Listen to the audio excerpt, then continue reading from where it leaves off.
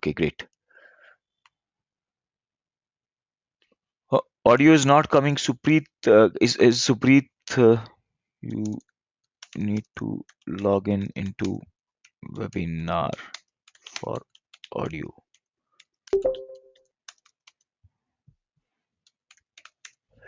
Maybe Salman, if Supreet and maybe somebody else is in the classroom, please tell them to log in into go to webinar, because this guy is logged in into uh, Adobe but not into the webinar. Man, no one came to the classroom. I think they are from Oh, hostel. okay. But you guys are in the classroom, is it? Yes. Okay. All right. Uh,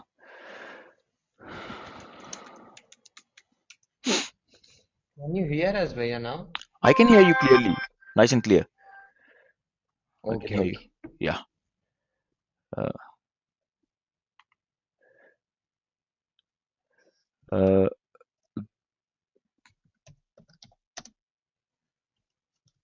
give private chat. Uh, mm, Chandramauli, what is that? Why would you want private chat?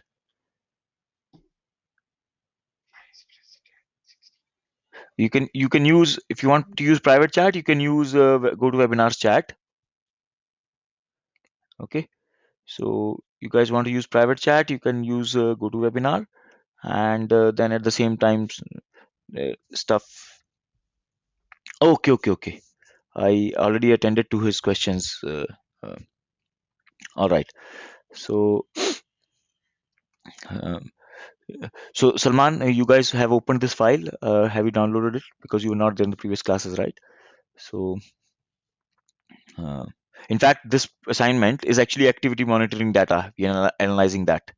Just like you were mentioning, right? We will measure the eyeball movement and everything. This is the steps movement, so walking movement. So, how many steps have somebody taken in a 5 minute interval in the day? So, or let's say 1 minute, right? Every minute of the day, how many steps you have taken, and then done over many days, let's say 1 month or whatever. So, sample out of the data, and then that data is being analyzed in this assignment. So, did you, by the way, go through this beforehand? Salman, Sheetal, Yeah. Kaustab, uh, Chandramauli was anyways there in the class. Uh, okay, so I'll start off. Huh? We will start off, and we will. Our aim is to finish this assignment, as well as what new is there to be learnt. I mean, there is stuff that is to do with R, and it kind of brushes up our This, skills. yeah, can And we join this course? sorry, can you join what?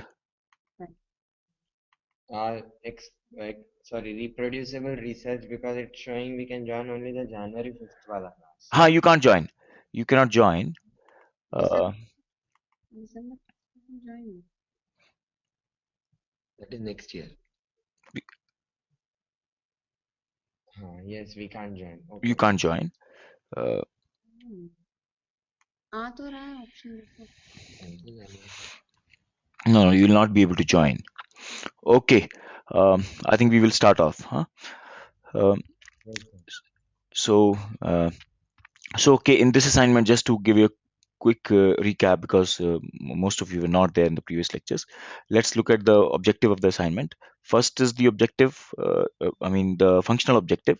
Okay, that is, there is this data which has three variables. One is the number of steps taken in a 5 minute interval. Okay, next is the date, on which date, and next is which interval it is, right?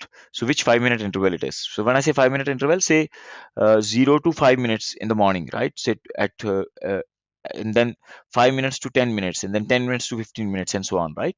So like that I will have I think no, how many 12 into 24, right? So that many number of uh, intervals overall. Okay, so 24 hours into 12 per hour.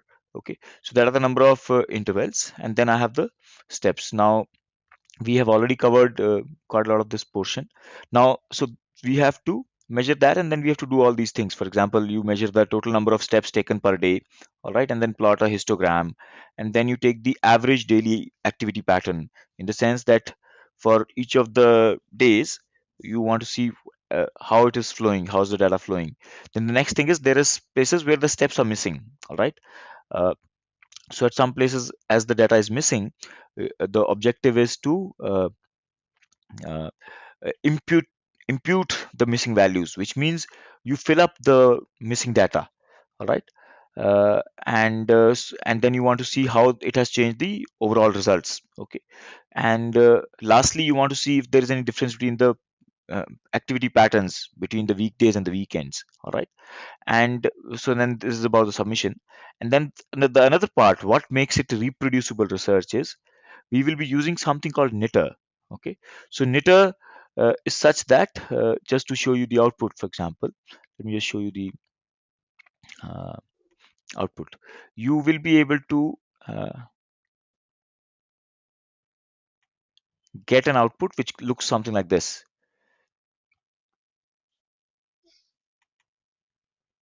Hmm.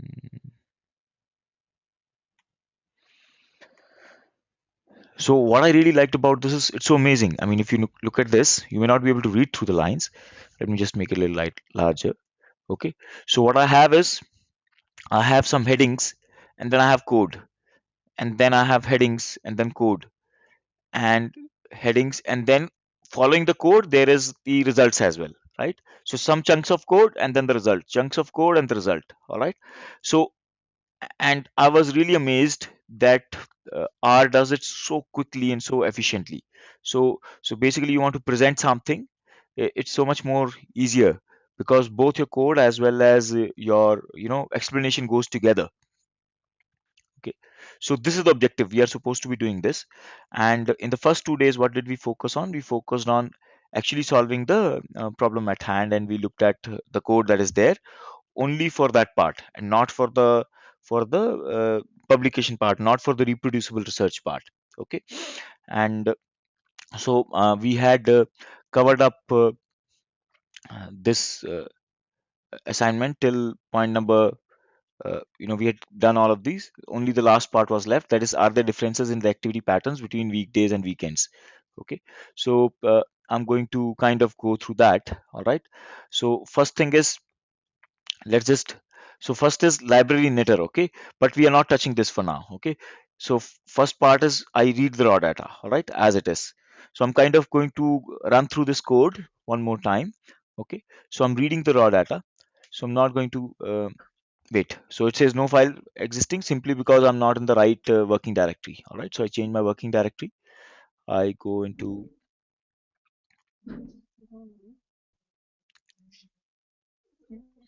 okay, and I execute this line of code one more time.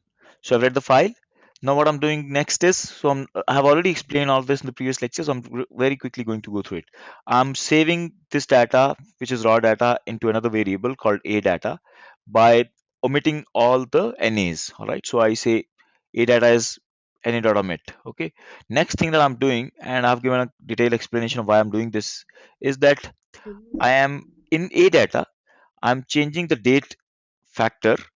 It is a factor anyways, but first I'm converting it into character, and so basically I'm removing the factor and then again rebuilding the factor.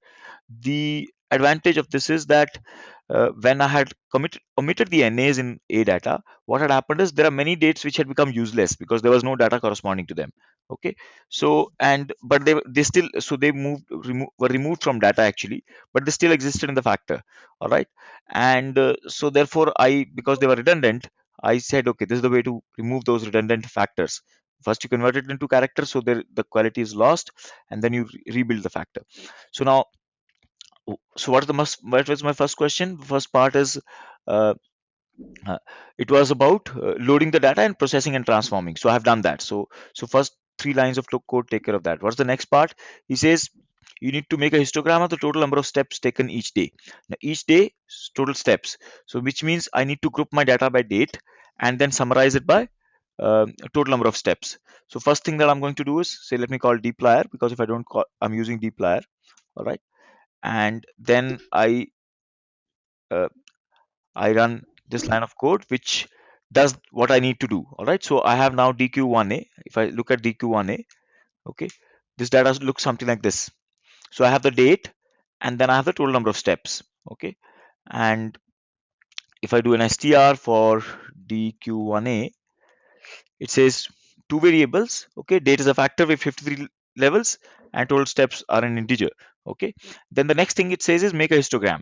Now notice that there's a difference between a histogram and a bar graph. A histogram involves only one variable, and that variable is plotted against frequency. Okay, so it is not a I don't have to my x-axis will be the frequency and my y-axis will be the number of steps. All right, whereas it will not be the date, so date will not is not going to be my x-axis. So all I need to do is hist of uh, dq1a dollar total steps. Okay, so I get my histogram here.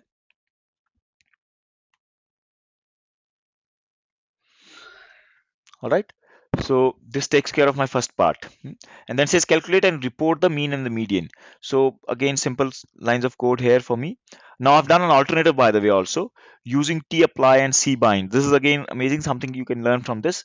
I have explained this also in my previous lecture. Okay, I'm skipping this part for now. So I draw the histogram. I've done a little more decoration for that. Okay, and then it says calculate the mean. So I'm calculating the mean simply using the mean function. Okay, so once I'm done with that, I'm reporting it. So I'm reporting it using the print commands.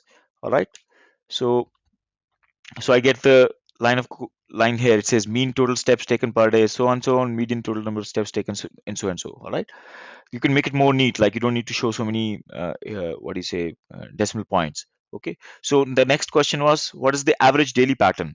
All right, in this case, what am I supposed to do?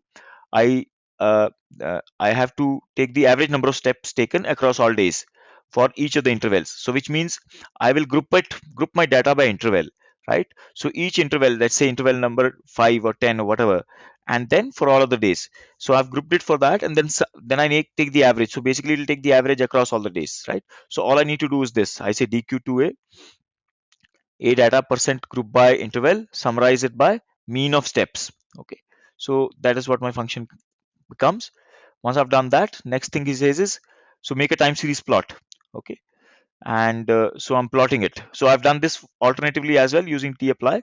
Um, so I plot my graph where I say type is equal to L, X label, Y label, and the main label.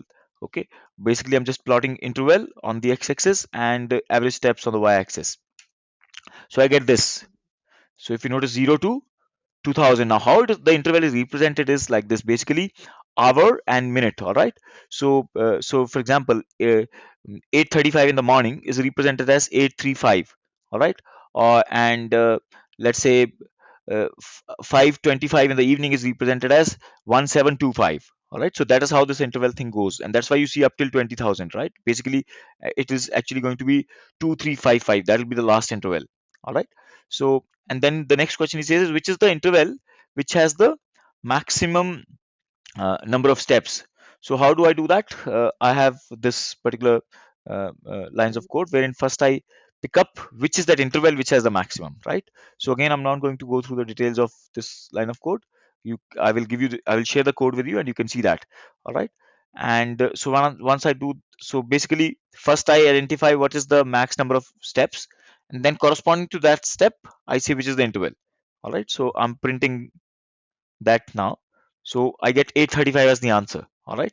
So if I look at the graph also, I can see this is the peak, right? And this peak comes somewhere around maybe between 5 o'clock and 10 o'clock, right? In the morning. So, and it's closer to 10 o'clock, somewhere around 8:30 or so.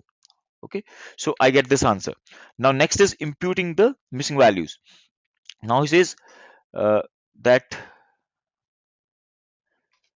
calculate and report the total number of missing values, right? So how can I go about doing that?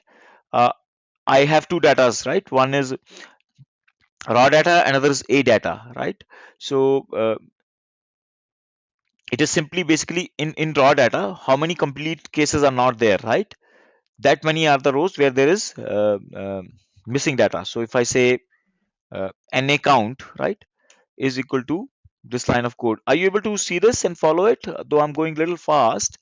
uh, Guys, also can you log in into Adobe? So if, I think Kaustav is not logged in into it, and who else? Even Supreet.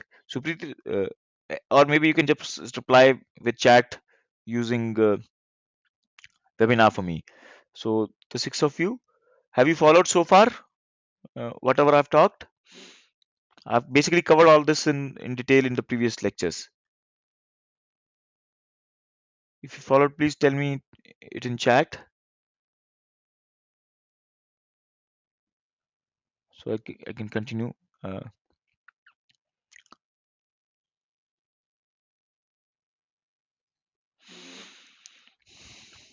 all right. So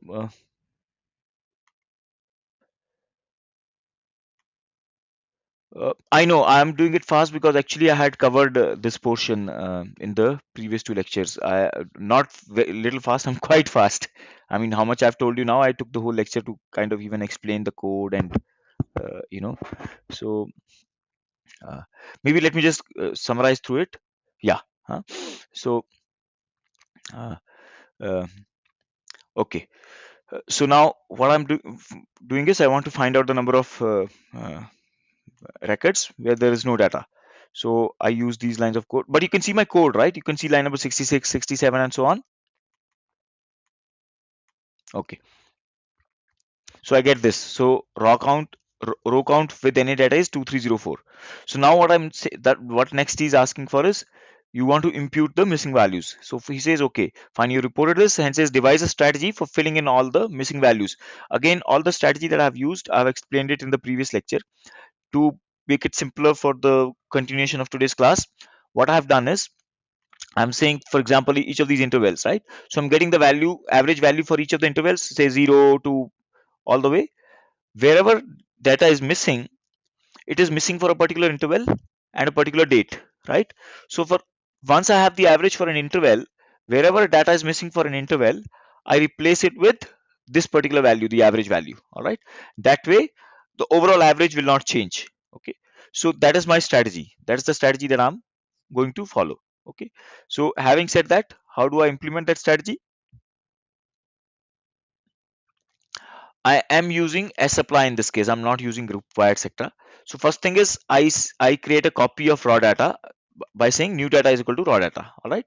So and now I will modify the new data. This will allow me to keep my raw data as it is. I will not be changing that. Okay. Now this is one single line of code which does it.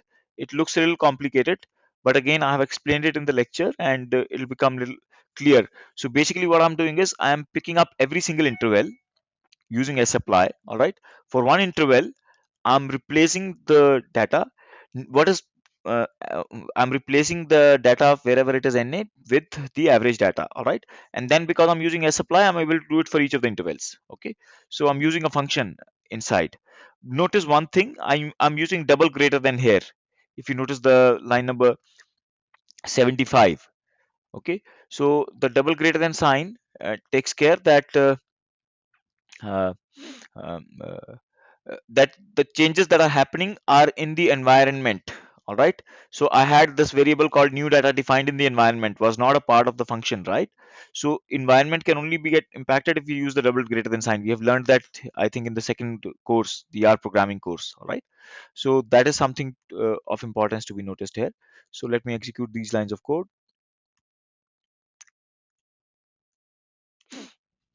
So once I do that, my replacement has happened. Okay. Next thing is, so it says plot a histogram of the total number of steps taken each day and calculate the and report the mean and the median. So this is again a histogram like the previous one. All right. So in this case, I'm using uh, the t apply and I'm plotting the histogram here. Okay. So this is my histogram. So this is my new histogram. All right. And so dq1c and the old histogram was let me plot that just to show you uh, if it has changed in any ways. Okay. Uh,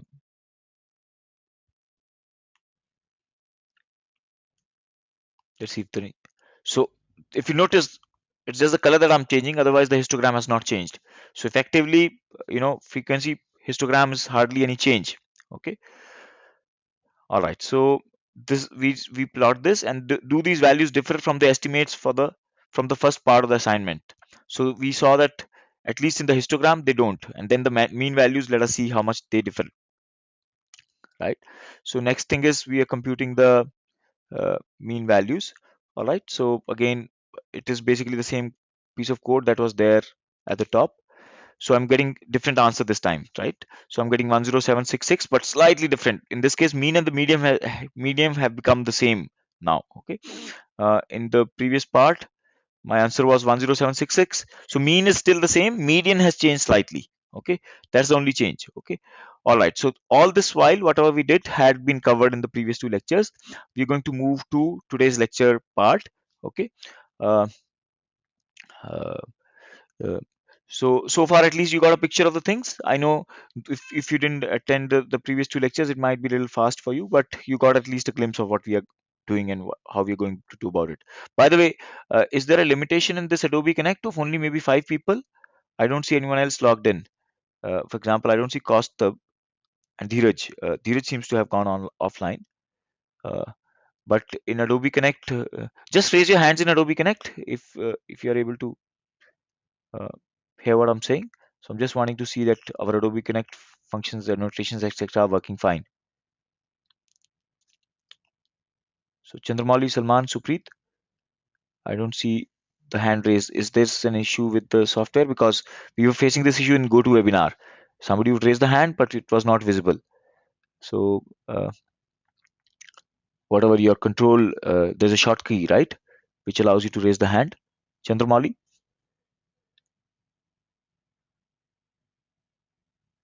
Okay, so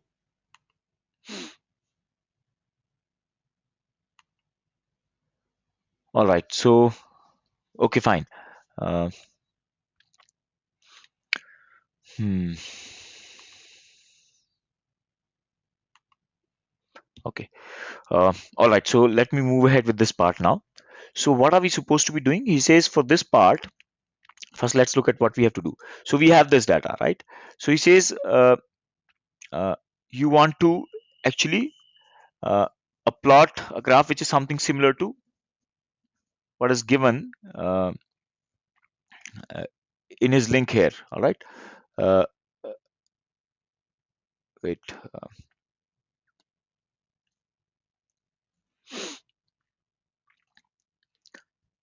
let me just show you first the graph that he's looking at. So by the way, this is the link that has the detailed.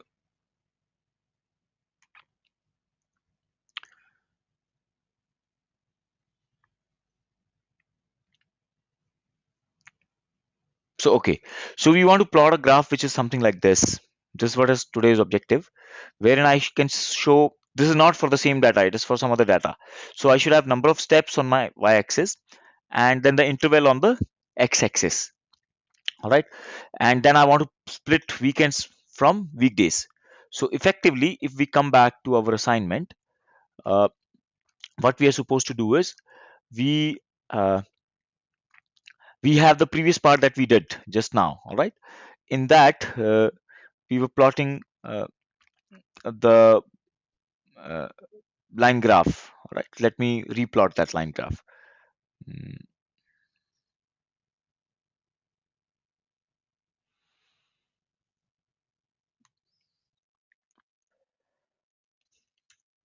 so we have this, but this is for all the data, right? Now what I want to do is I want to split it into two. I want to split it across weekends.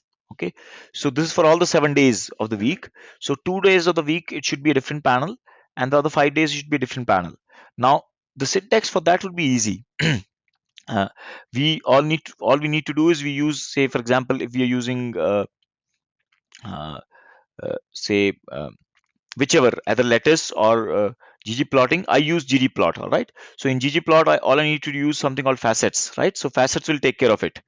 But the bigger thing is first you should have a column uh, uh, which is indicating whether the data is for the weekend or for the weekday, right? So I need to create a separate column which which distinguishes my data. All right, so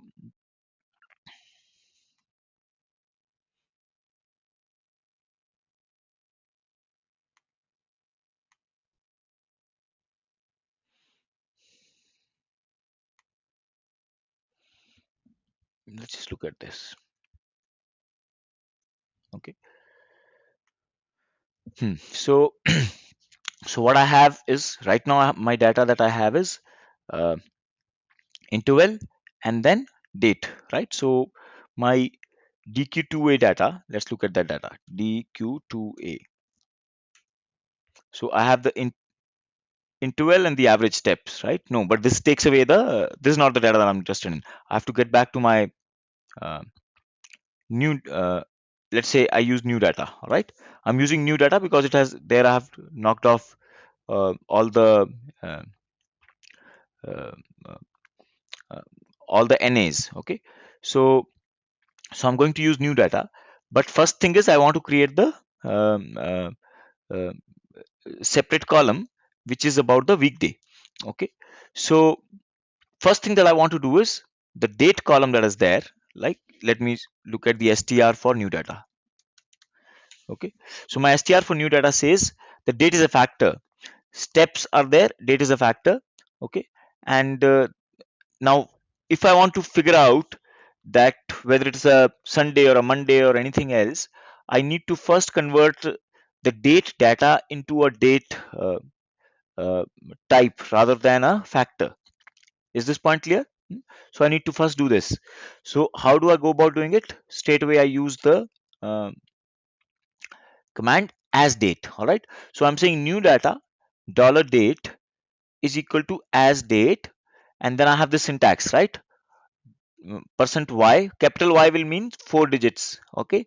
Then the minus sign, percent m means small m again means 2 digits, and then small d means two digits, right? So I'm using this syntax because that is the syntax for me here, okay? So what I'm doing is I'm saying new dat. So I'm, by the way, notice one thing. Do you notice it says factor with 61 levels in new data, right? And then if I'm doing str of a data, it says factor with 53 levels. Can you guys explain why is this difference there? What caused this difference? What in my code or what in my execution has caused the difference here? Where did this difference happen?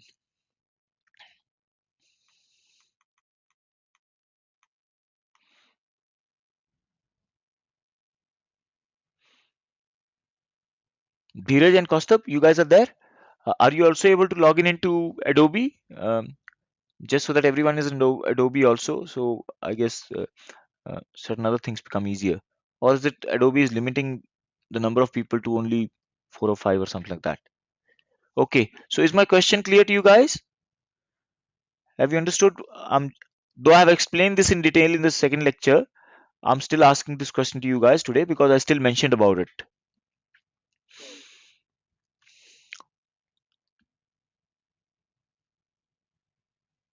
Salman, Sheetal, Supreet, Chandramauli. Chandramauli, I guess, was there in the previous class, right? So, Kaustubh, is my question clear to you guys? Am I audible?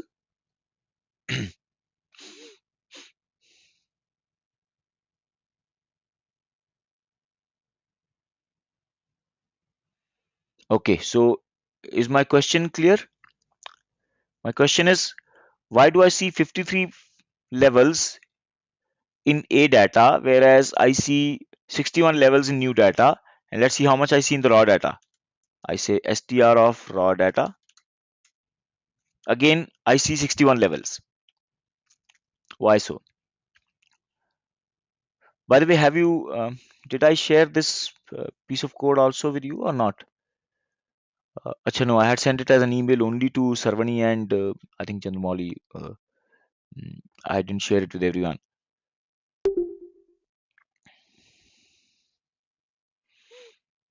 Any clue? Shall I give you the hint? Sunday and Saturday is neglected? No, nothing about Sunday and Saturday we did right now, right? All we don't didn't even bother. All we did is as date, right? And I mean I haven't even executed that command actually. All I'm saying is showing you just three different data frames. One is raw data, another is new data, and the third one is a data. All right. Wait, what did we do up there? How did we create? So difference is in A data, right? New data and the other one both have 61. We said in data, we said omit all the NA values. After that, when we omit the NA values, after that, what we did is I said remove this factor from date and then rebuild the factor. Once that was done, there were some dates which were knocked out. Okay, there were some 8 dates which are not knocked out because they didn't have any value earlier. That is why we see only 53 levels. Okay, and otherwise there are as such overall there were 61 levels in the raw data. Is this clear why we see 53 levels? Okay, so coming back to our new data. Okay, uh, uh, so this is just for your better understanding of how factors work. That was the only objective here. All right, so because there was a situation at hand and I thought I could explain it to you. All right, so now what I want to do is I want to use the want to be able to segregate weekdays. All right, and so first thing is I convert it into a date. So I say new data dollar date is a as date function I use. Now if I look at the str for new data, I say str new data. So I get the date uh, format. All right, so but doesn't show me any values. Okay, maybe if I do the header for that, I'll see all the values. If I say head of new data, so there are date values in this. Okay, but now the format is date. It is no more a factor. Okay, the next thing that I want to introduce is I want to introduce a new column in this. So I introduce a new column with all the values as weekday to begin with. Okay, then I want to convert some of them into weekend. So I say new data dollar weekend is the name of the, so weekend is the name of the variable. Initially I put the value as weekday. So execute this line of code. All right, when I do that and I say head of new data, notice another variable has been added which is weekend and the value for that is weekday. Okay, and if I do str of new data now, so I see another character uh, variable inserted. Is this fine? So far, so good. You understood what I've done here? Can I see a show of hands? Uh, Maybe in Adobe or whichever way is easiest for you to communicate back with me.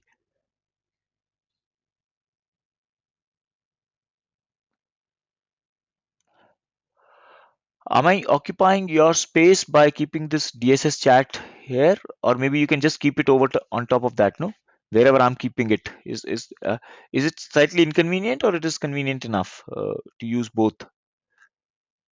I mean, I've kept this space separate here. Uh, okay, Sheetal. Uh, I'm so forget about the previous parts. This much you will be able to understand. Say, let's say all we have is new data dollar date, right? New data is a new variable that we created where we do the imputing. Forget about that also. Just assuming that new data is what we begin with. So as dot date is clear to you, how we execute it, what it does. Hmm? So the previous part, forget about that. Is the line number 96 clear to you, Sheetal?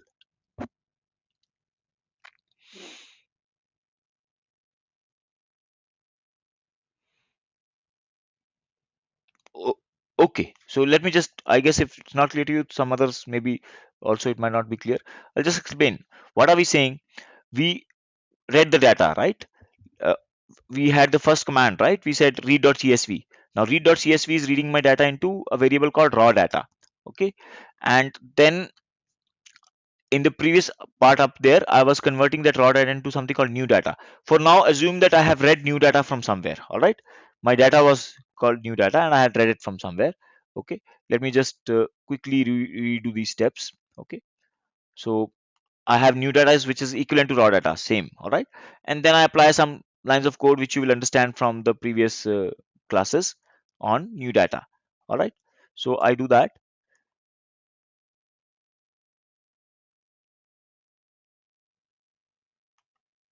Okay, once I'm done with that. Now, so new data is what we begin with for today. All right. So I have my new data. Let's look at the type of this data. I say type of new data. What is this? It has three variables. All right. And one some 17,000 odd observations. There are steps. There are dates. Okay. Date's a factor and integer is a number. Interval is a number. So three variables in that. Till now, everything is clear to all of you guys.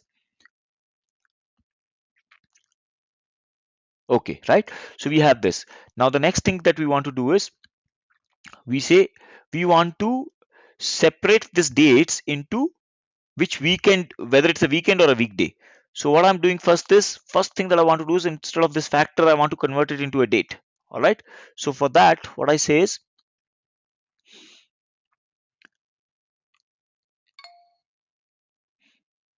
I just simply have to use the as date command. All right. So there's something called as dot date. So what it does is kind of converts it into a date. All right. So this command will convert the data type. That's what I'm doing here. Okay. So I'm executing that line of code. So when I execute that, so I'm saying, and I replace it with the same variable. Now if I do the str for new data, here I see dollar date, but it's a date format. In the previous case, I was seeing dollar date and it's a factor with 61 levels. Is this also clear to you guys? What has happened here? Okay, now next thing I want to do is I want to introduce a separate column which indicates whether that particular date is on a weekend or a weekday. To begin with, what I'm doing is I'm introducing a variable called dollar $weekend. The moment I can always introduce any new variable, coming back to a little bit of the R fundamentals. Say, for example, I say new date, new data, right? Uh, dollar anything. I say anything, right? Anything is the name of the variable that will take up, and I assign some value to it. Let's say 2. Okay, when I hit this, and now if I say str of new data, what I see is a new variable has been introduced called anything, and each of the rows of that particular uh, uh, data frame will take that value, which is 2 in this case. Is it clear how we introduce a new variable to a data frame? Very straightforward. Just type the new name and that takes care of it. Okay. So instead of that, here I have introduced something called, I have introduced a character variable and given the value as weekday. So I say new data dollar weekend is equal to weekday.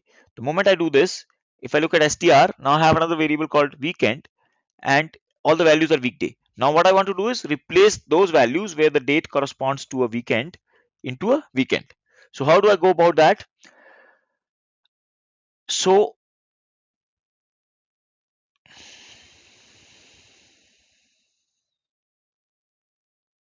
so there's this function called weekdays. All right.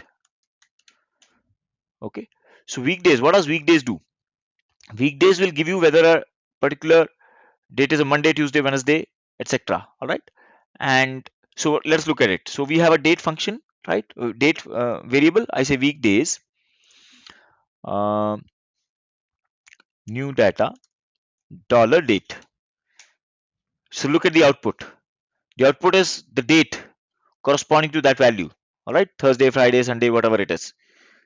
Is this fine? So corresponding to that particular date, I get a column which is about what day it is. Okay. Now my interest is only about Saturdays and Sundays.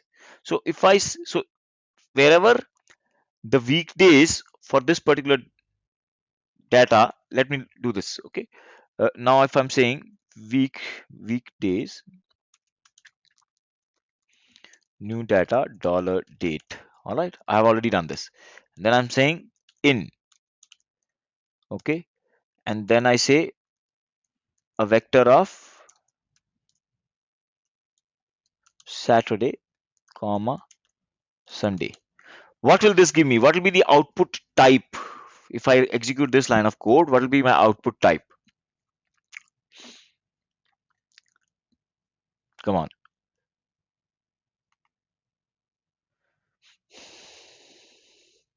Output data type. What will be the output data type? Same as above, except that.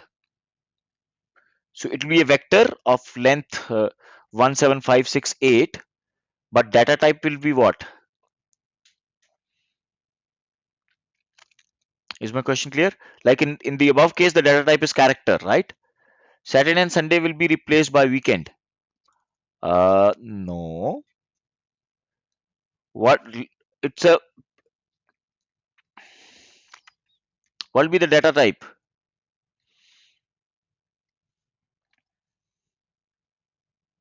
Character, no.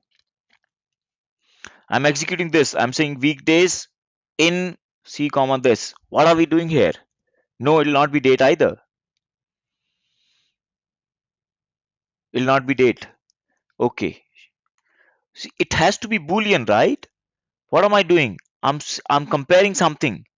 So that comparison has to give me either a true or a false for each of the values, right? So this much gives me true or a false. Now the next thing that I want to do is I want to replace. So here I'm not replacing. This is a new variable that I'm getting created, right? I want to replace all those dates where this particular value is true to the output as weekend. So what do I say? I cover this up. I draw a wrapper around it. I say new data dollar weekend. That was the name of my variable. All right. So I take it into my square brackets. Okay. So whatever the values that get captured by this, only the true will be getting captured, right? I replace the output by weekend. Earlier it was weekday, right? So I replace it by weekend. The the character that I replace it is weekend. Is this clear? So when I execute this, now if I look at new dollar weekend, okay, let's see what I get. New data dollar weekend. So I get weekday. Let's see if there is anywhere weekend. Okay, in between I also see a weekend. All right. So I'm getting this. Okay. What I can do better is sometimes when you want to see data like this, the best thing is so I can draw a table. All right. I can say table. So table will tell me okay. So immediately I see there's a value called weekday and some 12,960 rows have it, and there's a value called weekend and some 4,608 rows have it. Is this fine? So I have this. So table is a very handy command actually. Okay, immediately gives you a snapshot. So clear so far what we did. Okay, so we have executed this line of code also. Now the next thing is because I want to plot it, right? I want to plot it using ggplot. Now the panel that we create, right? The panel that we create should be a factor or a shingle. If you remember, we talked about something called a shingle. Shingle is basically a factor for numerics, whereas a factor is a factor for categories, right? So straight away we can say weekday or weekend can be a factor where weekday is one of the values of the factor, one of the levels, and weekend is another level. So I want to convert it as a factor. Is this point clear so far to you guys? Okay, right? So how do I go about doing it? I just say new data dollar weekend is as factor. All right. So I execute this line of code straight away just as dot factor. Okay. Remember one thing you might forget. If I say as dot date, okay, I'm just wanting to look at the help. I get an error. It says no documentation found. Okay, because actually D has to be capital. So remember this. Sometimes you may end up saying, "Oh, as dot date is not working." What has happened? Because as dot date may D is capital, whereas in as dot factor the F is not capital. Okay. So I've converted into factor, and now let us look at the str for new data. So this is my str. We can ignore this anything thing that was just introduced by me to explain how we are adding the columns. Okay. So three columns are of interest to me: date, interval, and whether it's a weekend or not. Okay. So so now the next thing that I want to do is I want to plot the graph that we had earlier, but with the panels now, right? So first thing is I want to group the data by. So what will I group it by? Earlier I had grouped it by interval. Okay. In this case, when I want to plot a graph which should also get a split over the weekend, what do I have to group it by? So what's my out? What do I want? Let's look at it. Uh, Give me 1 second. Huh? Let me change the settings for my uh, virtual pen.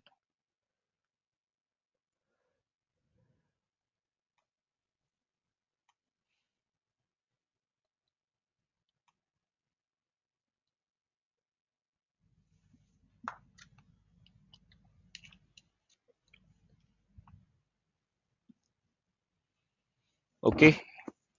Any guess how will I be what do I want to do for grouping? How first of all how is it that I want to summarize my data? Okay. So I have sorry. So I have date, right? And then interval and then weekday or weekend. So what I want is I want to sum up all the dates for a particular interval, right? Say my interval is there's some problem with okay. So say my interval is 10, all right? So what I want to do is I want to group up all the dates corresponding to 10, right? So say 10th of the month, 11th of the month, 12th of the month, 13th of the month. Let or rather than 10, let me say 835, okay? 835. 835 is the interval that I'm interested in. So I want to group all of this. At the same time, I want to group it by weekend also. So I want to do 835 for weekend and then 835 for all of those dates for weekday. So I want to split this. So basically my grouping will be by what then? One is the weekend, right? And the other is the date. So I will group it by both of these actually. So then I'll get those chunks. And for each of those chunks of data, I summarize my data. I summarize it by taking the average of the values that I get for each date and weekend combination. Is this part clear to you? This is what I have to do.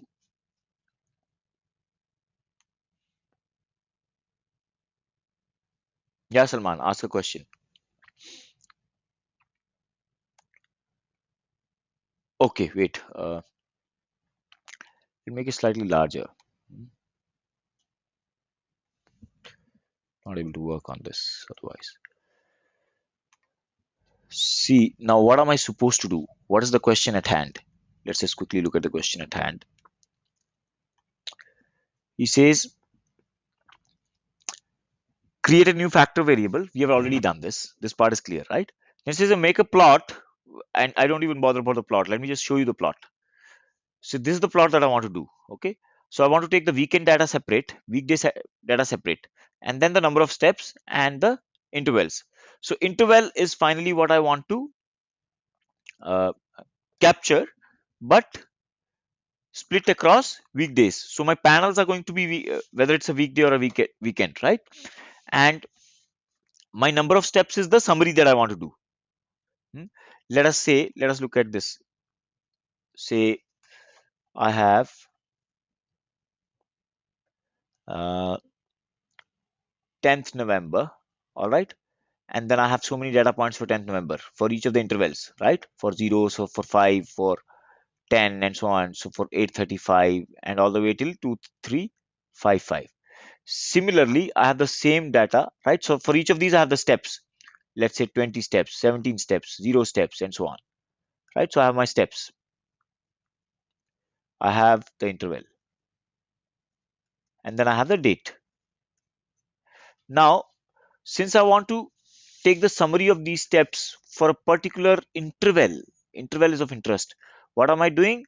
I have such similar many dates, right? So I have the same data for say 11th November, let's say. All right, same. So whole thing repeats here. Whatever is there in this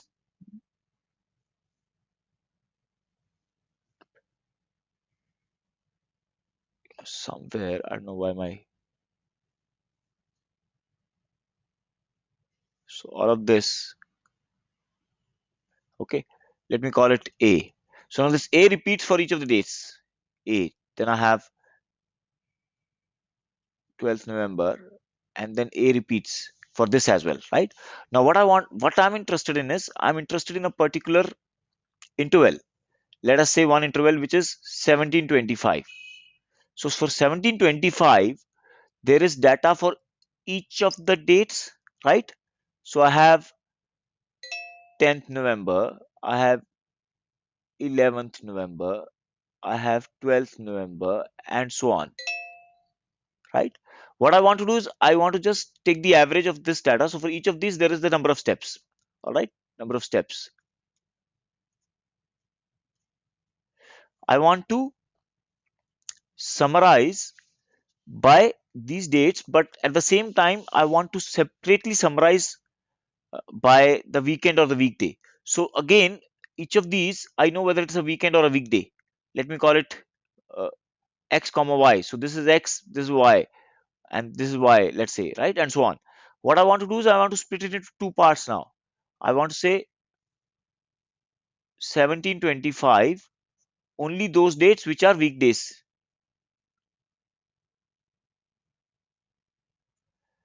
Huh? They are the separate ones. And then I say 1725, only those dates which are weekends.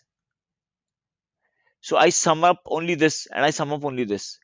How can I go about doing this technically? I say, okay, I need to group my data by, one is by uh, interval, right? So because if I pick up the interval, uh, I have taken all of these dates together. So one interval will contain, so 17, so that part is this much here. So if I say group it by this, what happens is all of this data comes together. Okay, then I can summarize this much, this data corresponding to the interval.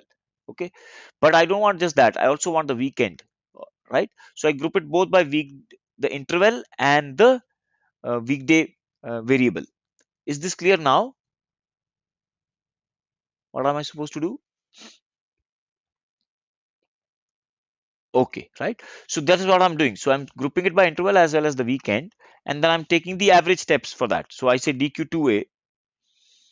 Okay, dq2a is not a good idea. We used dq2, right, earlier. So let me use another one here. Okay, not dq2a. Let me use dq4a. All right. So I'm saying dq4a is this. Now if I look at dq4a, I say dq4a. What I get is this. I get an interval and then the weekend or weekday and the average number of steps, interval, and so on. If you look at dq2a, let's look at the difference. dq2a, dq2a is interval and the average steps. Is this clear? Here I have the interval, weekend, and the average steps. So another, so basically this data, for example, for the interval 0, this 1.71, it was earlier for the whole data. Now it has been split for two. It's like saying class average, your class average score, right? One is overall class average, another is first year write separate, second year write separate. Okay, so is this part clear now? So now all I need to do is plot this. Okay, so I can use any number of any plotting method mechanism. I can use the plot, I can use ggplot, I can use lattice. I have used ggplot, right? In ggplot, how do we go about it? So once I have this, I say let me replace it with 4a. Oops. So let's build this. Okay, I say library ggplot2. Okay, then the next thing is qplot. All right, so qplot is one of the commands. So my x-axis, on the x-axis, what do I want? I want the interval variable. All right, and on my y-axis, I have another variable which is average steps. Right, y-axis is equal to average steps. Okay, so if I just do this much, so it says I haven't specified the data, right? So I say this, then I say data is equal to dq4a. All right, as I do this, let's see what has happened. Okay, so I have got something here. All right, but then this is not what I'm interested in. I'm interested in drawing a panel which is separating the weekends over the weekdays. Plus, I'm interested in a line. So let's first create the line. So in this case, it's called a geom, right? I say geom is equal to c and then line. Okay. So now I have the line, but this is not again what I'm interested in. I want to draw the panels. So the panels are drawn in ggplot2 using something called facets. So there's another variable called facets. So I say facets is equal to, now how the syntax of the facets is, uh, just to remind you. Okay, we have already done this earlier in the previous course.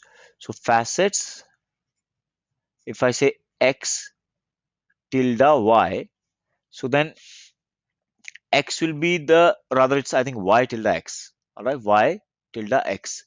So y would be all the panels which will create the rows, right? They will go like this, and x would be all the panels which will create the columns, or rather they will go like this. Okay, so that's why it's the y tilde x. In our case, we want it to have two panels, right? We want to plot it something like this. So we want to plot one above, one below, right? So wait, my pen is misbehaving today. Give me 1 second.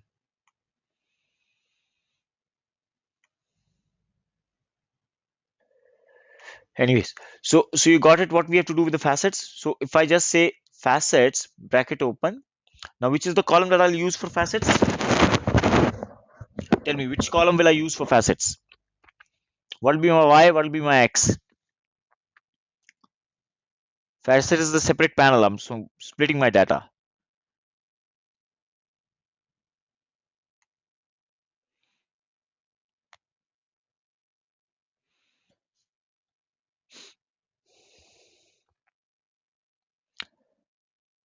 X interval. No, no, wait. Facet is about splitting. Let me show you, right? So this is what we had earlier. We already have this.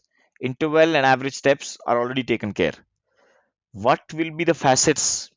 Which columns, or which rather, which variables, which data variables in the data will play as facets? Facets are what is going to segregate the data, okay, or create groups out of it. So which, what is it that was to create the groups? Week, right? The weekend column is to create the groups, right? So, and in our case, we have to just create one group, that is using the weekend column. So you can use two, right, or multiple, whichever. So so now I want to create the weekend, right? So I say facet, all right, and then I know the syntax. So I say weekend, all right, and I say tilde, and so this is my columns. I want to create the, sorry, the rows, right? uh, it'll appear as columns.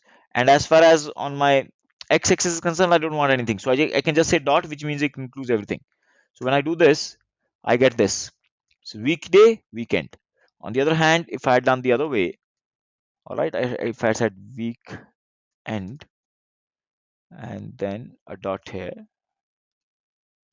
the syntax becomes this way. So is this clear how we go about it? We are interested in using this syntax. This gives me what I wanted.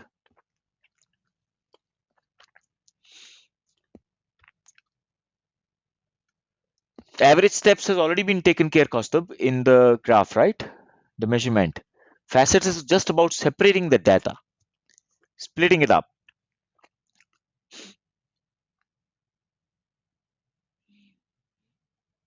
Got it? Huh? So,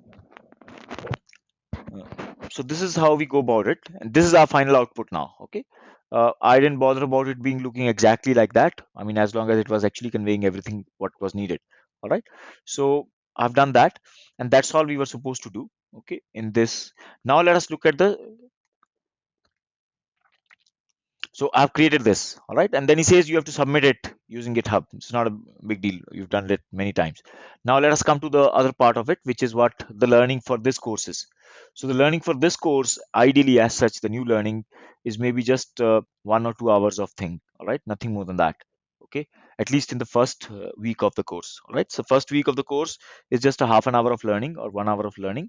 Okay, all this while it was everything that we have already learned, but I see the big advantage in doing so many more uh, projects is that we are getting to, get a different exposure. Like for example, this here, there were so many things that I learned about how the factors change if I, uh, uh, uh, change the missing values, and how missing value data you want to impute. So these are very common things that you will be doing, and then comparing it. So different ways of analyzing, exploring it, right? So all this is done. Okay.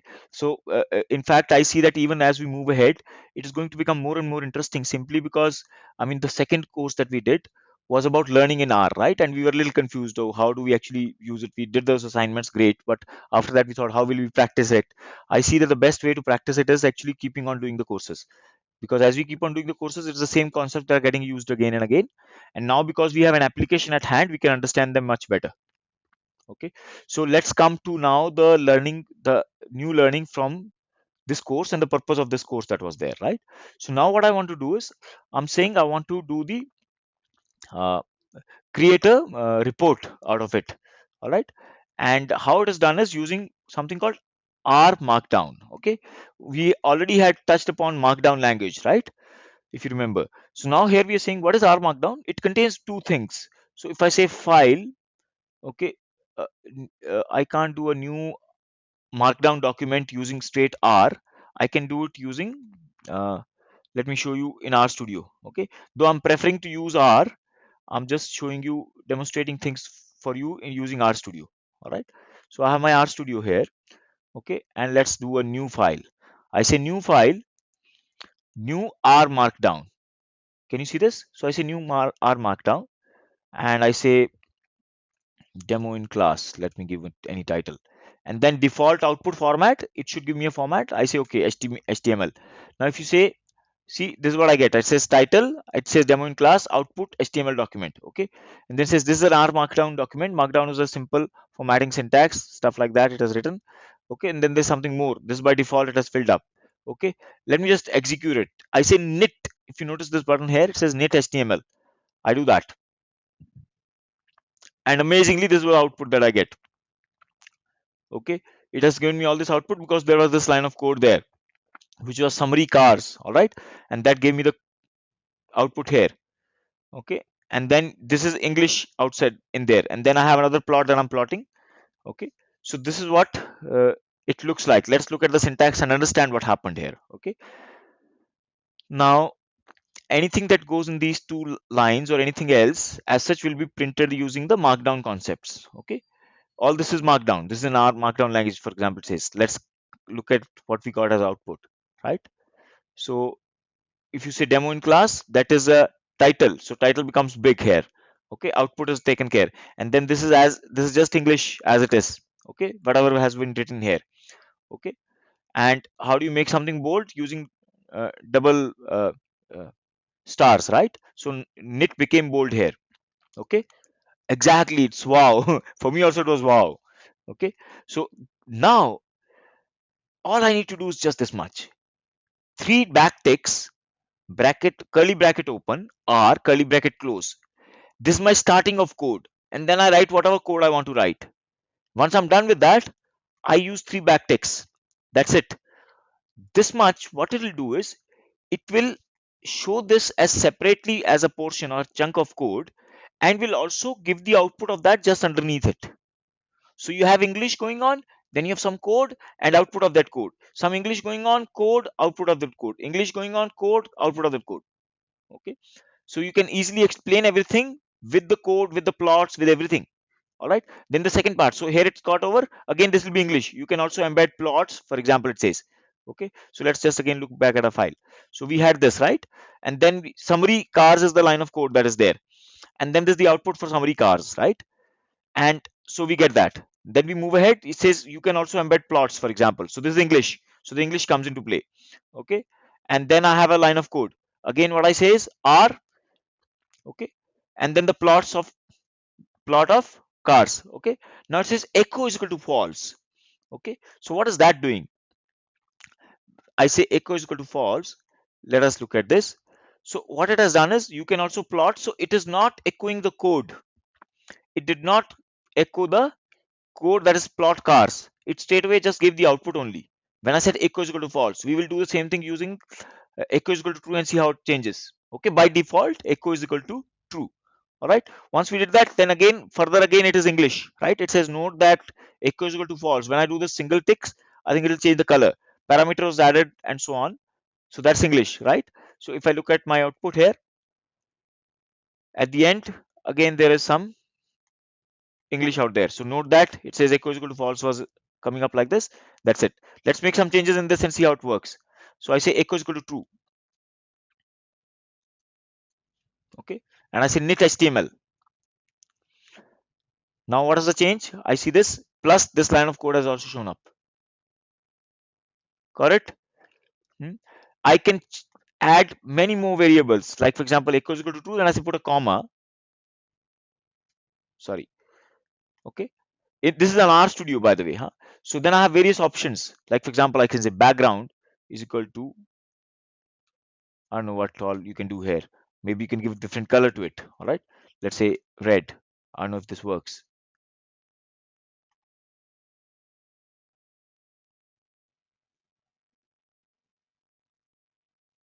I don't know what happened here. Maybe, maybe this color would change instead of, let's give it some number and see if that changes.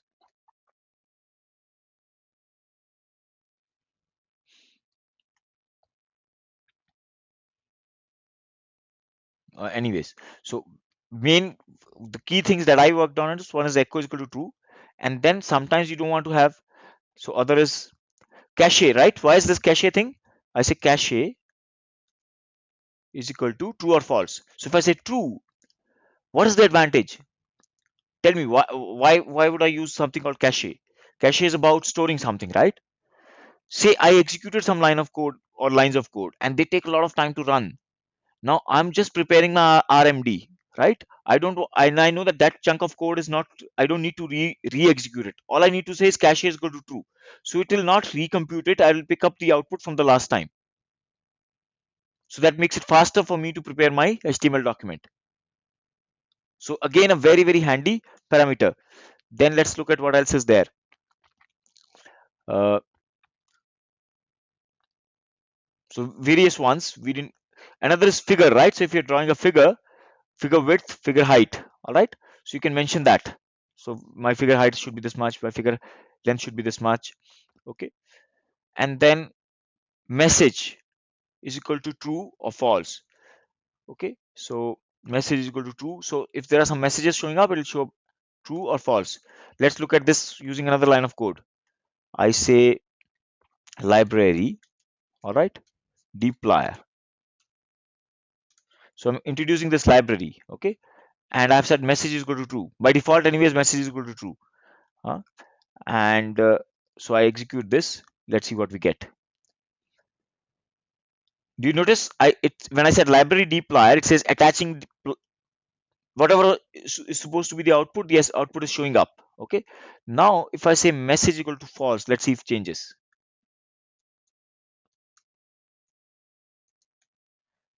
I'm not sure whether it will change or whether it will change if I do echo is equal to false. Notice I said library dplyr and message is equal to false. It will not show up all those messages. Got it? Kaustubh, Dheeraj, Salman, Sheetal, you are getting it? What's happening here? Great. Huh? So yes, it is. So next is warning. All right, another one that will come handy is warning. So there's something called warning. So sometimes there is warning codes, right? Something wrong. So you want to suppress it or want to show it. By default, it is true. And say if you want to suppress it, then you can make it warning is equal to false. So like that, you can set these variables for that chunk of code. Okay, and you can give a name to each of these chunks. So we didn't do this here. So how do you give a name? Let's say I want to give a name to this chunk. I say my chunk 2. All right. So I've given it a name. By doing that, if you notice here at the bottom in R studio, I can see the chunk name, my chunk 2. So it's easy for me. So I can give a more relevant name. So I can easily jump to that piece of code. Here I can say my chunk 1 in DSS. So I can see those names now. All right. So I have split my whole code into different areas. I have given explanation along with it. I have got everything in one shot, and the best part is that you get an HTML. You just upload the HTML anywhere. Okay. And uh,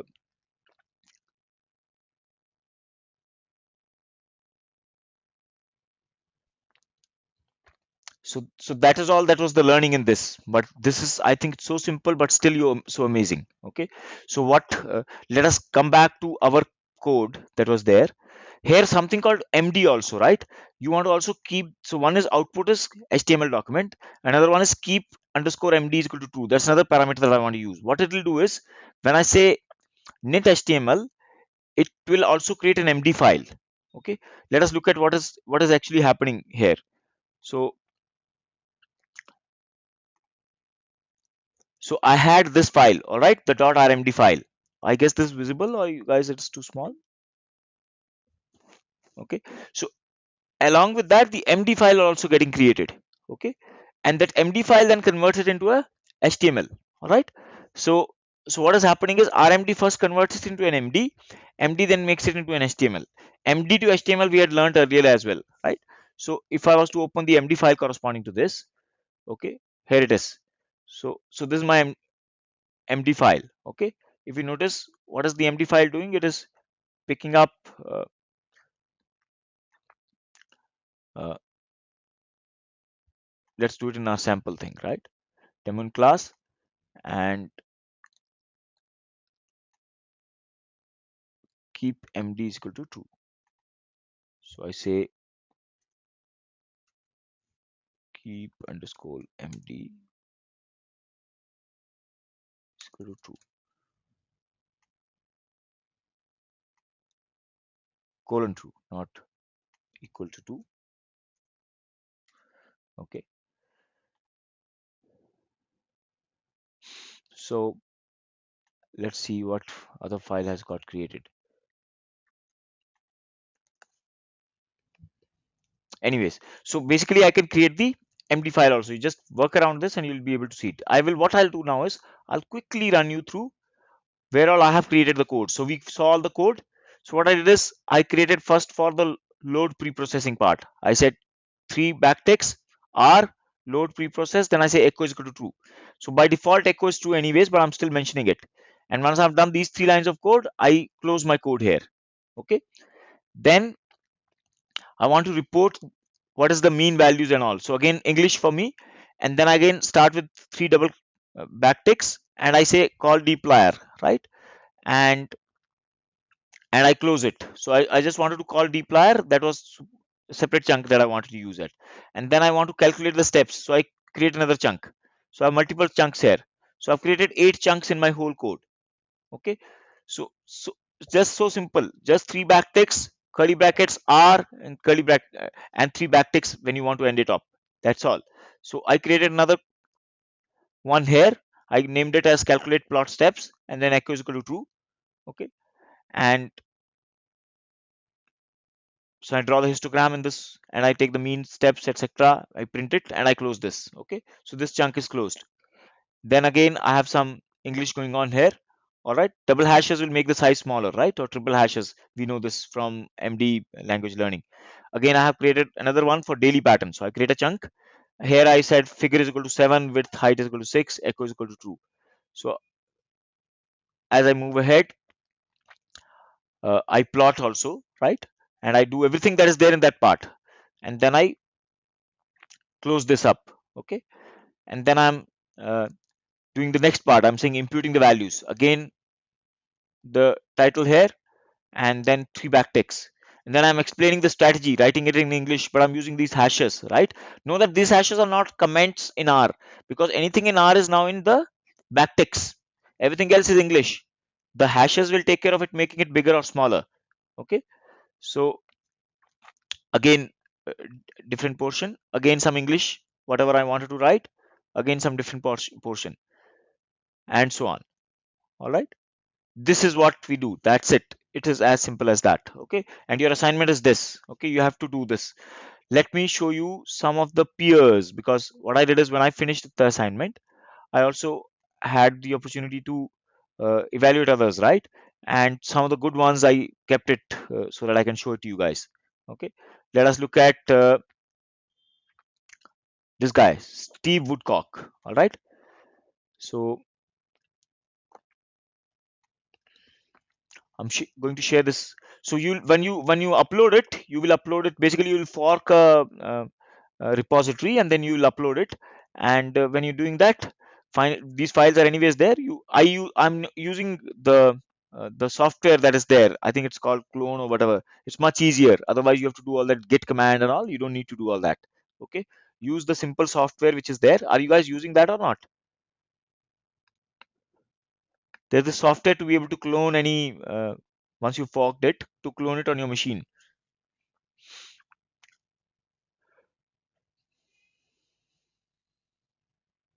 No need to use git command, Salman. It's too slow. I mean, you need to remember too much. Straight away, say for example, where is it? Git bash, I think it is called. Let me just see. Yeah, this GitHub. There's a software called GitHub itself, right? So you execute that. Use the GitHub software. Very, very easy. Okay. So, hmm, so no need to, and it's very neat because it actually gives you all the this thing that these are the files that you've changed and all. Graphically, you are able to do it much more neater. Okay, you'll not have to spend time bothering about, oh, this line of code is not working in Git and all that stuff. Hmm? So is that clear that you should use GitHub? At least some of you are using GitHub. Kaustubh, have you used GitHub? The GitHub software. Great. Okay. All right. So what we're doing here is uh, let's look at somebody else's code as well. All right. I'm just opening this file, the template.rmd. Okay. So this is the output of that file actually. We want to see, right? So this is the output. Let's see what he's done. Amazing. Now what he's doing is, I, because I made a not a mistake, I did an inefficient way of solving it. If I go back to Roger Peng's, uh, so it was forked from Roger Peng. All right. So Roger Peng provides us these files. He provides us activity.zip. He's not providing us. Okay, Tana uses it. Yeah, you just start using it, becomes very simple. Okay, so there's activity.zip which contains activity.csv. Now look at my code. My code is going about reading the CSV file, which means I have to manually unzip it first. Okay, but what this guy did is he did something better. He his line of code, Steve Woodcock's line of code was uh,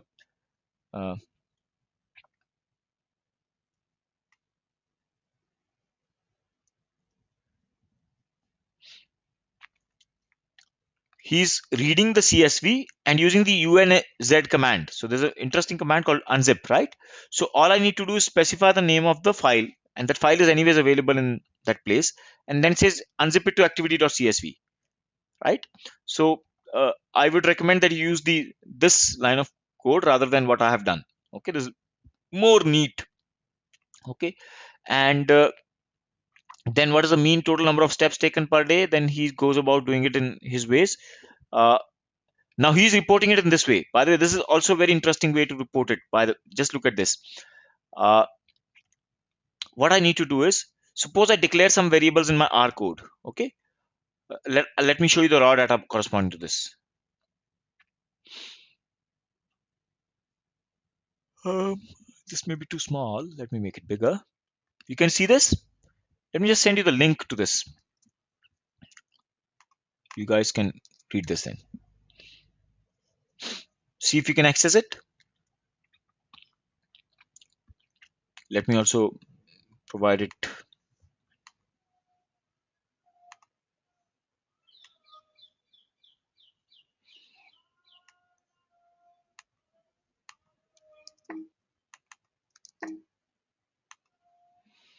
All of you got it? Uh, Dheeraj, for some reason, this GoToWebinar has this problem that I sometimes face with chat. So I'm not able to send anything, but I've sent it now. So you can see this, right? In the chat. Uh, I've Have you guys opened this file? You're able to see the code. Then click on the raw button and you actually see the raw data also. Okay. Dheeraj, you also got it?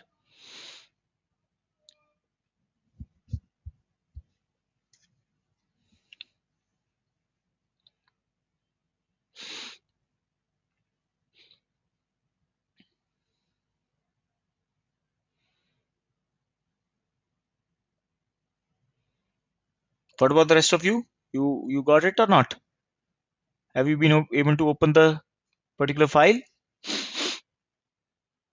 Okay, right. So let's just look at the raw data. What is he doing? He's creating it in his ways, right? He says HTML keep true, that is standard. Okay, and then library knitter. Okay, I will show you why that you need this library knitter thing. Okay, uh, uh, and that's how his code goes. Okay, uh, now look at this. This is what wanted to show you. What I can do is I can write English. So this is English, right? The three backticks are done. So this is English. I say the mean number of steps per day is. What if I want to replace, I want to introduce a variable which is there from the R program above. So I can just use a single backtick and then say R and then the name of the variable.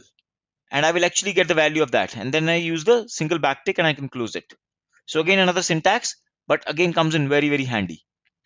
You got it? What he's done?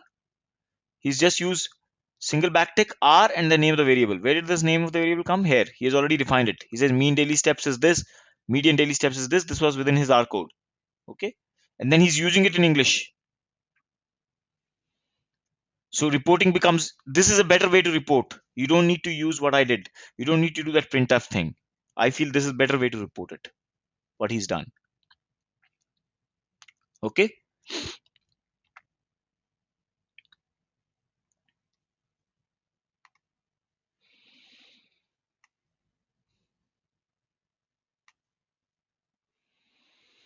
So you got it.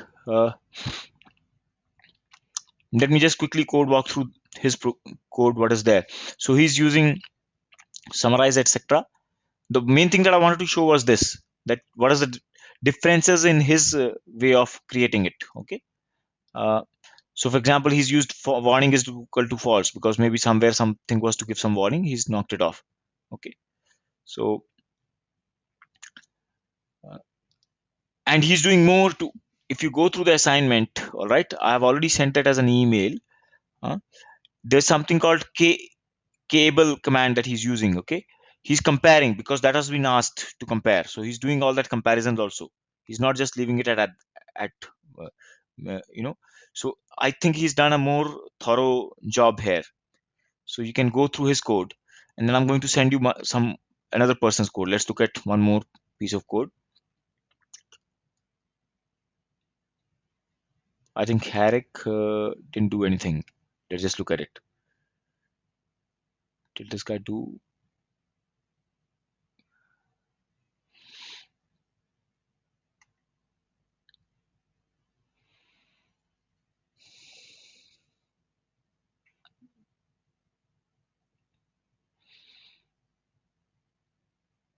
Well, yeah, he's also done a very detailed job. Okay, so I'm sending you a link to his stuff as well. Okay, but he might have made some mistakes as well. But it's always good to have multiple. I feel one of the very nice ways to learn is by doing code walkthrough of multiple people. Okay, when you do that, you can immediately make out what's happening where. So uh, so so let's look at anything. So in this guy's case, he's used this called R project one dot proj one dot whatever. So let's look at the raw data here. So he says before I below is how I loaded the data. He's explaining that. Okay. He's saying set the work. How did he load it?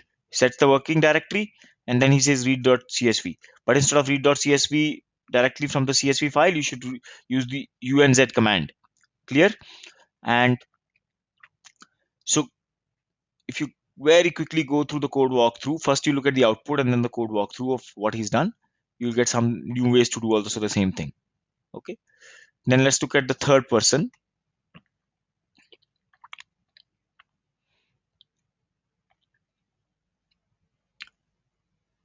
Uh, yeah.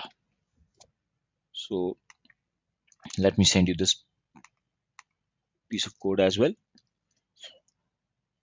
Let us look at her MD file. So again, so the mean,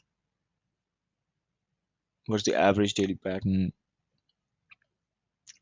So she's mentioning, or he or she, whoever she is, right? So mentioning the details. So what is the observation? What is the strategy? Now look at it. This person, because it's an open-ended thing, right? You can choose to explain whatever. Says, okay, there can be as many as seven strategies, or eight, or nine, or ten, whatever. Says, do this, do that, because she knew more technically compared to us, right? And says, okay, she's chosen this strategy for whatever reasons, all right? So first she says that there are 12 different possible ways to solve this problem, and then she's mentioning which one she chose, and then she's giving the code corresponding to that, all right, and so on. So again, she's mentioning, explaining also what these plots are doing. Okay. So something very, very amazing. I mean, I was really amazed when, I started this course. I thought, oh, maybe this one would be totally theoretical stuff, but when I looked at the practical implication of it, I was like, wow, just like you guys felt, no. So this is as far as assignment one is concerned. uh, um, uh, what I have done is I've already uh, shared or sent these emails. What I will do is, the moment the class gets over, I will compose one consolidated email of different links, etc., and the files, and I will send it across to you guys so that you can work on it. Is this fine? I mean, you can work on it now itself, and I mean, though you don't have any real submission to make. Yeah, yeah, Salman.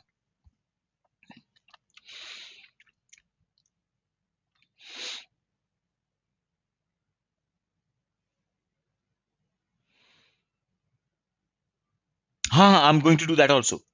I'm going to give you these links also in the email. That is what you meant? The links that I shared just now in the chat, you want them also in the email, right? Yeah, I will do that. I'm going to do that. I'm going to give you all of these things. I'll send you my code as well. I just want to tell you guys only one thing. I mean, you guys attending the class, this is for others who are not here, that they should not just straight away copy paste, because if somebody reports that they have copy pasted, they will be debarred from taking further courses.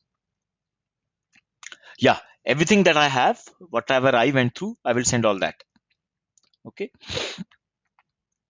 So what I'm noticing, at least for me, I'm becoming more and more comfortable with R now, and especially with the reproducible research thing, it has become so easy to even present it. Otherwise, what was there is that, okay, in Excel you can present things very nicely, right?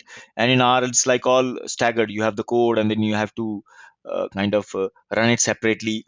But here is something which kind of gives everything in one shot, and then with all the parameters that you can specify for those chunks of code, it becomes even more neat. It's it's time consuming only to begin with. I think once you start, I once you get a hang of it, because I found that biggest advantage with R is that you straight away work on directly on the whole column. Yeah, I got your point. You mean to say that uh, it's much more time consuming in R if we work in R? No, I didn't get it. You have the mic access.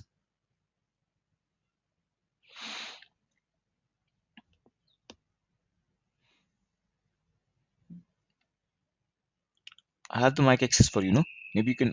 Oh, shall I give it again?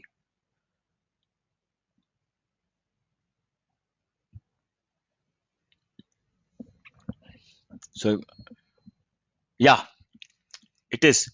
It's simply amazing. We just need to get the hang of using R. Nowadays, what I'm doing is, even for calculations. Earlier, I used to open Excel, some simple calculations I want to do. Nowadays I'm opening R. So I'm just doing it in R. On the command prompt. I'm using that as a calculator now. So very, very interesting. And you create such reports and HTML files. They look very, very impressive. So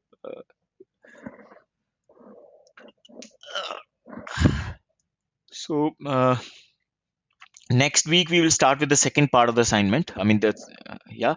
Um and so the four of you, at least, where is Dheeraj? Dheeraj just left, is it? Kaustubh, it'll be nice. I would like to see you more in the class, because see, some of you, at least, for example, you, Salman, Sheetal, You have been so sincere and regular with all the classes, and it's such a joy when you guys are there in the class.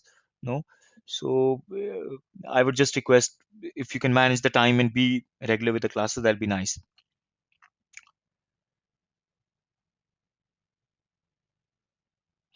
Mm. And I would strongly suggest, please inspire everyone else also to start sitting through the classes, because if they don't come to the class, that momentum is then the motivation is lost. And I see that this thing is becoming more and more interesting with every passing course. Hmm. I mean, as we move ahead, it'll be all statistical courses now. So we will learn some techniques and still we'll be using all the R concepts that we've learned so far. So they become better. We become a solid, get a solid understanding of some of the statistics. And in the meantime, since my strategy is this now, discussing all the projects, start from day one. Just go through the theory and let people take the quiz, and then just focus on the project, because that is what makes you really learn things. And so you see how you can get all of the rest of the guys. Please suggest ways. I think earlier I was taking feedback. What should I change in my teaching and everything? I'm totally confident of that part now. That whatever I'm doing is the best. The way I'm teaching now. All right. But all I want now is that people should come, because only then their motivation will be there. Shall I start off with that attendance thing, and maybe like earlier also you were putting your marks in the performance tracker and all. Maybe not in that detail where you get negative marks and all, just the performance tracker. Do you think that will get people going? There will be some sense of competitive element involved, group wise.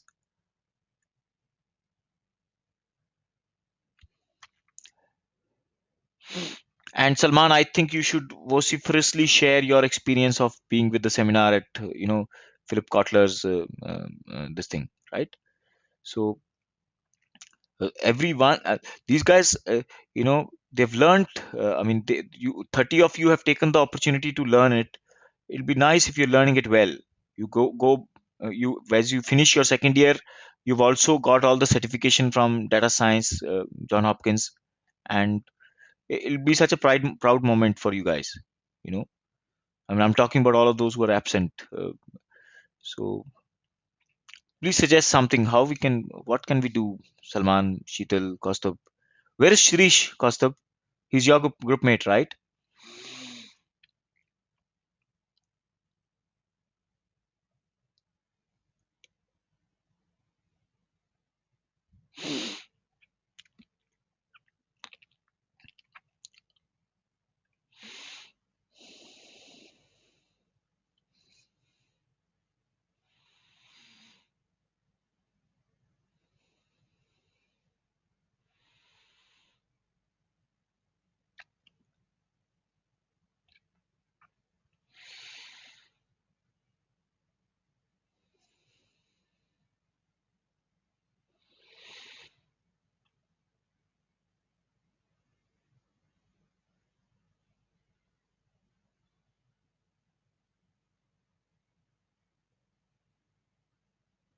Okay.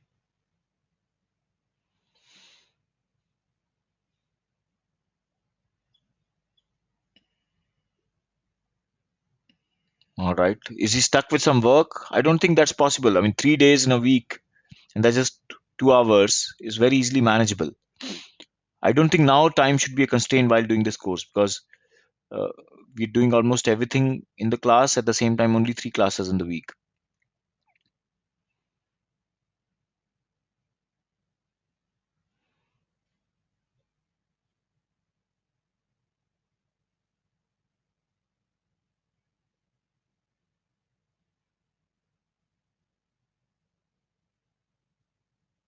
Is he doing the, is he, are the other guys listening to the recorded videos? What is it? Is it that because I'm putting recorded videos, this problem is happening? People are thinking they'll watch the recorded video.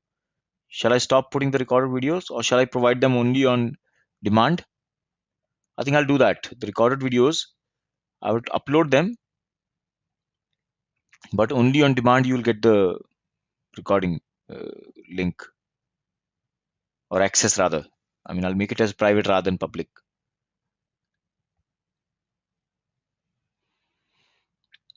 So do you,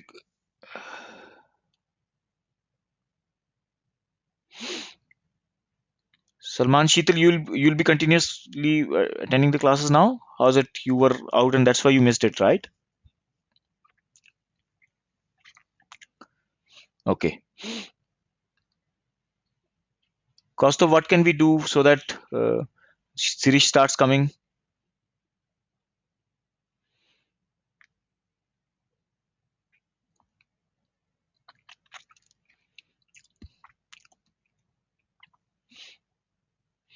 And the best thing is, as we finish, you guys finish, we can get industry projects. I'll do that. I'm anyways going to do it. I'm planning to talk to every one of them. But then it's like, finally that urge has to come from within that, okay, I want to do this. Because I'm sure, once we finish all the 9 courses, the projects part, right, the capstone, we will get good stuff from there because that will be actually industry data, right? And we will get to learn from that. Not only that, it builds up on your resume as well when you have live industry data from these guys directly from the John Hopkins guys, right? Because they've told me, I said, I plan to do things from Kaggle. They said, we have projects, we will give you, right? So it is not like all this is pre-planned and theoretical, right? Not really theoretical, but uh, it is not directly from the industry as such. But there you'll be working on a live project, so it'll be so great. Maybe okay. Anything else for the day? So now we meet on today's Saturday, right? Next Tuesday we meet. Make sure that you've done this, finish this off, right? Go through the lectures, finish off this assignment. Very interesting and fun it is. Okay. Uh, mm,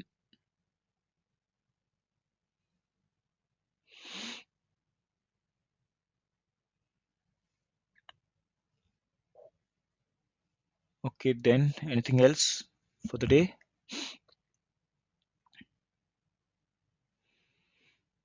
I think and suggest please. Is this good? No, I'm for sure going to use webinar for the part of audio and the screen sharing.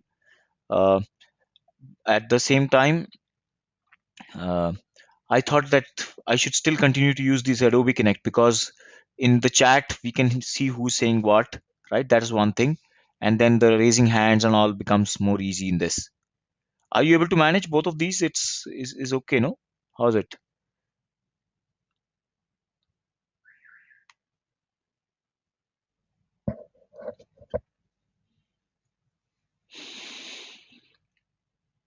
Yeah, it's good, no?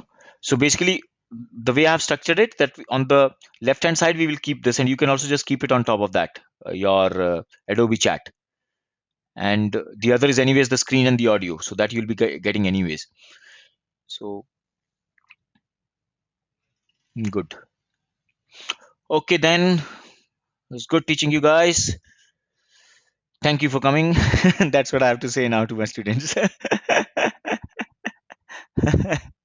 Jai Gurudev. Bye.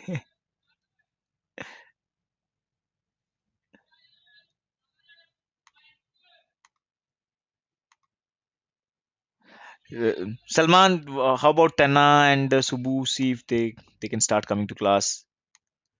I mean, do you think shifting it to night would help? I mean, I know that will be even more difficult because most of the people then won't be able to come up even if they want to come. But in the morning, then these guys don't even wake up, I guess.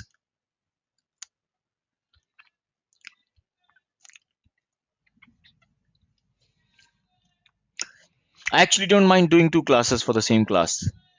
Like, for example, say morning and evening. So people who want to come in the morning can sit through the morning class, and then I mean, I just want to see that more people are attending classes. I'm ready to put double the hours if people would like that.